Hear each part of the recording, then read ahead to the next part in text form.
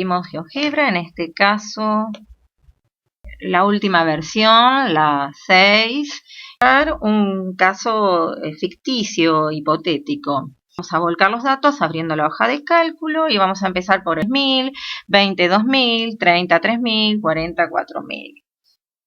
Como ya nos podemos imaginar, es una relación de proporción directa y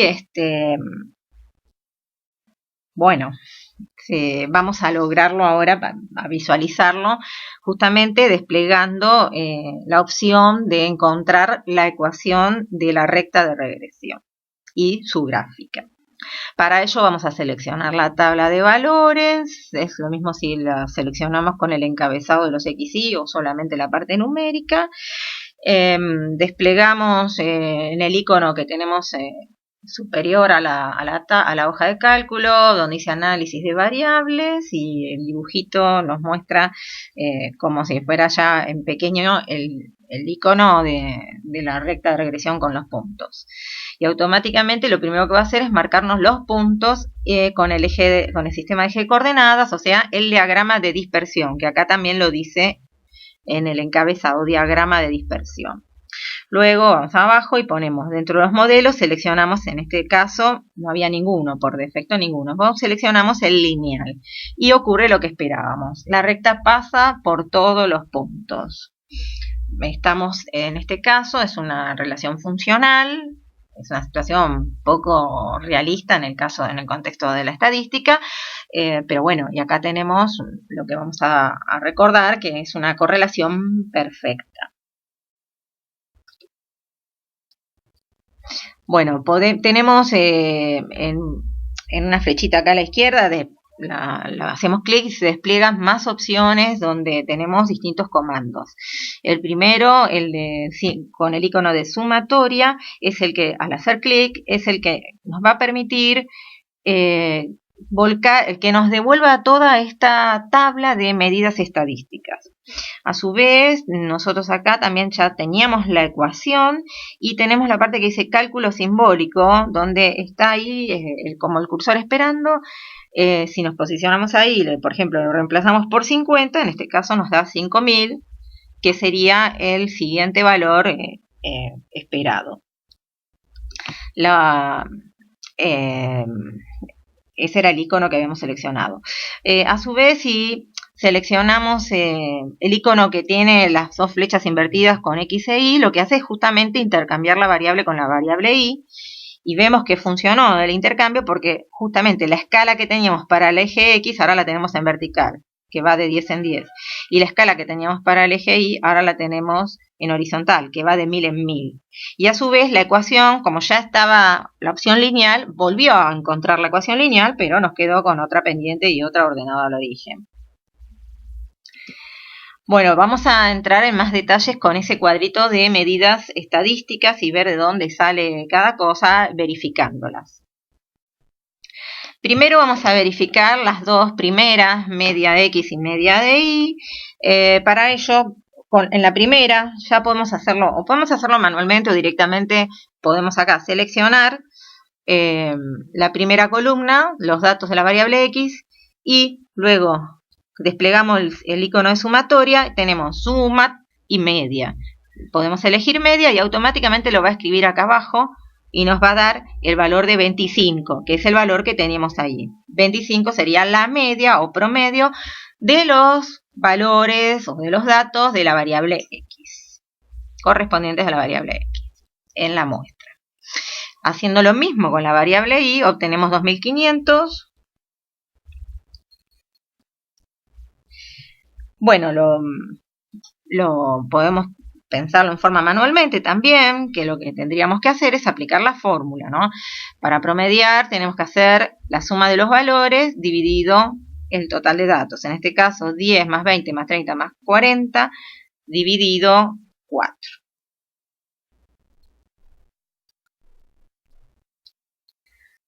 Bueno, vamos a comprobar ahora las medidas que van siguiendo.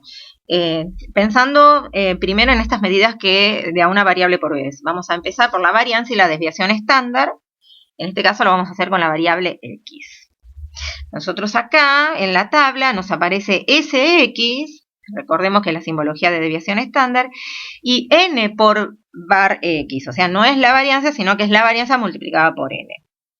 Para ello recurrimos a la fórmula de varianza, recordemos que es la sumatoria de los cuadrados de la diferencia de cada xy con la media de x. Todo ello dividido n. Bien, hacemos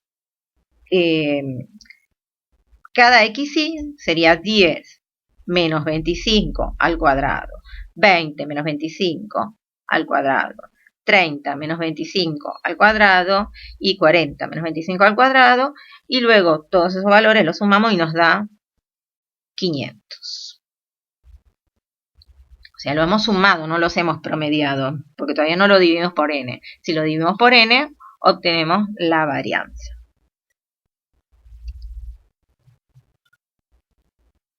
Luego, para calcular la desviación estándar, recordemos que es la raíz cuadrada de la varianza.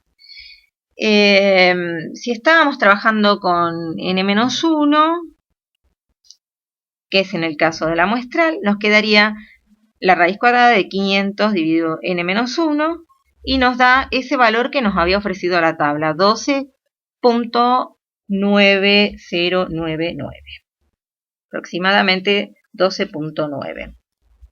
Y lo mismo podemos hacer con la variable y. Ahora vamos a empezar a relacionarlas y para eso vamos a recordar la esencia del método de mínimos cuadrados. Cuando tenemos un modelo teórico, lineal, cuadrático, exponencial, logarítmico, del que sea, y aquí tenemos representado en verde los pares de datos de la variable, los valores reales tomados en la muestra. Y en rojo tenemos representados ya no los datos, sino para la correspondiente abscisa del dato, su imagen en el modelo, o sea, x, y sub i estimado.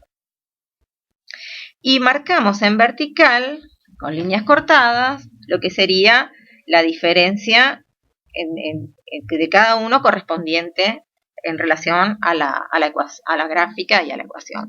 Y entonces vemos que algunos por exceso y otros por defecto, pero ninguno en este caso está sobre la curva propiamente dicha.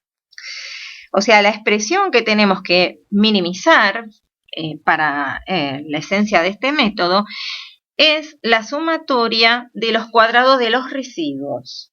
Los residuos son la distancia de cada i sub i real del dato con respecto al i sub i estimado. Este modelo aproxima al conjunto de los datos al tomar en cuenta esta sumatoria y no a cada uno en especial o a alguno en particular. Entonces acá tenemos la expresión de los residuos, acá tenemos este gráfico. Bueno, podemos ver, están todos los puntos sobre la curva en este ejemplo ficticio. Evidentemente que los residuos nos van a dar 0.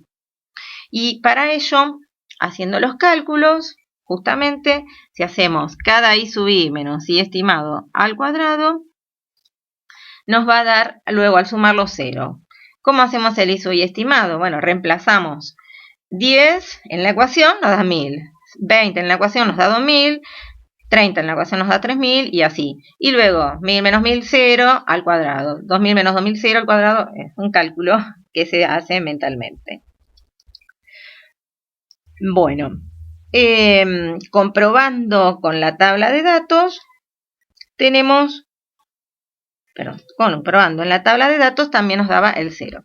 Ahora esa situación no es muy real. Entonces vamos a cambiar un valor de la tabla y con ello vamos a ver qué ocurre con el gráfico y todo automáticamente. Ni siquiera necesitamos abrir una nueva hoja. Vamos a cambiar el 30 a 3000, lo vamos a cambiar por 30 a 3100. O sea, lo vamos a desviar un poco. Antes de mirar el gráfico, sería de esperar que todos los puntos 10.000, 20, 2.000 y 40, 4.000 se mantuvieran sobre la recta y que este otro punto quedara desplazado. Pero en ese caso sería una curva que pasa exactamente por 3 valores y por el otro no.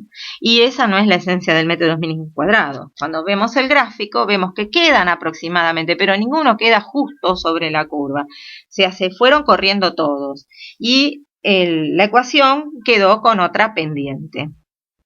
Luego podemos volver a ir a recalcular todos los I sub I estimados con este nuevo caso. Volvemos a hacer el procedimiento para reconocer la suma de los cuadrados de los residuos y ahora sí tiene un sentido. Los I sub I nos da 1010, 2020, 3030, 4040. Cuando hacemos la diferencia, por ejemplo acá, 1010 menos 1000, 10. 10 al cuadrado, 100. Y así vamos haciendo los cálculos y nos queda que esa sumatoria es 7000, que es lo que nos ofrece acá, también llamado como suma de errores cuadrados. Bueno, vamos a ver la relación entre el coeficiente de correlación lineal de Pearson anotado usualmente a nivel mundial con la R minúscula, que en la tabla en este caso nos da 0.999. Bueno, una fórmula que teníamos ya vista en apuntes anteriores, es una forma de definirlo, hay otra, equivalentes, que sería el cociente entre la covarianza y la raíz cuadrada de la varianza de X por la varianza de Y.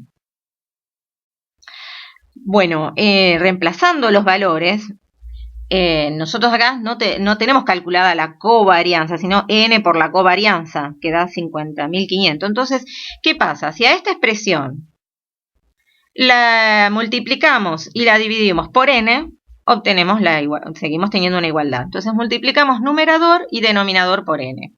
En el numerador entonces nos queda la expresión n por covarianza de xy, que ya la podemos reemplazar por 50.500. Y en el denominador nos queda la n, que a su vez la podemos pensar como raíz cuadrada de n al cuadrado. Y entonces ese n cuadrado lo distribuimos y nos queda n por la varianza de x, n por la varianza de y. Y ahora sí, en el denominador reemplazamos por 500, que lo tenemos en la tabla, y 5.107.500, que también lo tenemos en la tabla. Haciendo el cálculo, nos da el valor que esperábamos, el valor del R, o coeficiente de correlación lineal. ¿Qué relación hay con el otro coeficiente, con el que se anota con R mayúscula al cuadrado, el llamado coeficiente de determinación? Bueno, en el caso lineal, al elevar al cuadrado el coeficiente de Pearson, nos da justamente el llamado R al cuadrado.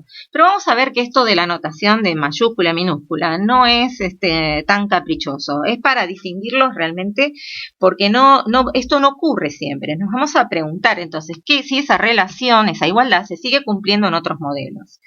Vamos a probar en este mismo caso, vamos a cambiar por el modelo, en vez de lineal, vamos a poner polinomio de grado 2, o sea, una ecuación cuadrática. Y allí automáticamente el R cuadrado lo recalcula, como recalcula la suma de errores cuadrados. Pero el R lineal sigue siendo el mismo, porque es el coeficiente de correlación lineal. Y entonces ahí verificamos que el cálculo no es igual. Cuando hacemos el R lineal al cuadrado, que ya lo teníamos hecho, no nos da. ¿Qué es lo que ocurrió? Con el coeficiente de determinación o R al cuadrado, subió.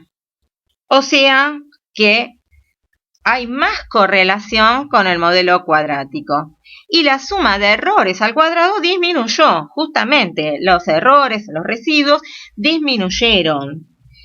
Quiere decir que este modelo aproxima mejor. Si comparamos los dos R's cuadrados, o si le hacemos la raíz cuadrada a este y comparamos los dos valores de R en valor absoluto, vemos que este valor se acerca más a 1 en valor absoluto que el del modelo lineal. Quiere decir que el modelo cuadrático en esta situación es levemente mejor. También tenemos otra opción aquí, aparte del diagrama de dispersión, haciendo clic aparece el diagrama residual, que lo que nos muestra son justamente los residuos o errores de los datos respecto del modelo. En el eje horizontal sería como el modelo, en este caso el lineal, cuadrático o el que sea. Y acá vemos que tenemos algunos valores por exceso y otros por defecto.